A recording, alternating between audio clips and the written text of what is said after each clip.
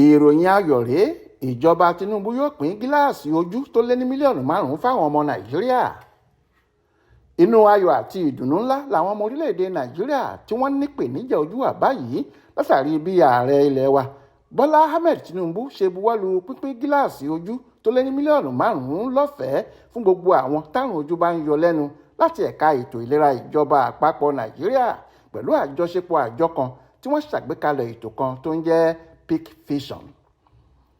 Ààrẹ ṣíṣọ lójú ọ̀rọ̀ ọ̀hún lásìkò tó ń gbàlejò olùdásílẹ̀ àjọ kan tí wọ́n ń pè ní Vision Catalyst Fund, ìyẹn ọ̀jọ̀gbọ́n Andrew Bastoros nílé ìjọba l'Àbújá lọ́jọ́ Ẹtì Friday ọjọ́ 1 oṣù kẹsàn-án ọdún yìí, níbi tí ààrẹ ti sọ nínú ọ̀rọ̀ rẹ̀ pé nǹkan tó wú òun lórí tó sì tún gún òun ní kẹ́sẹ́ láti fọwọ́ sí ètò náà làwọn ìrírí tó ń pàápàá ti ní lórí ọ̀rọ̀ ojú láti ọ̀dọ̀ ìyá òun.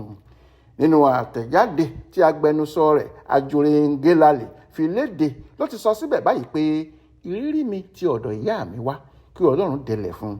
Ó ṣe àìsàn kan nígbà tó wà láyé tó ṣe pé kò lè rí mi, ọpẹ́lọpẹ́ ìtọ́jú tó péye tí a ṣe fún un tó sì gba gíláàsì ló tó lè ríran rí mi kedere. Ìbéèrè tí ìyá náà kọ́kọ́ bi mí ni pé nítorí pé mo ní ẹ ló ṣe eléyìí fún mi o. Kí ni yóò ṣẹlẹ̀ sí àwọn ìyá àgbàlagbà bíi tèmi tí wọ́n ní irú ìpèníjà báyìí tí kò sì sí ẹni tí yóò ṣe ìtọ́jú báyìí fún wọn?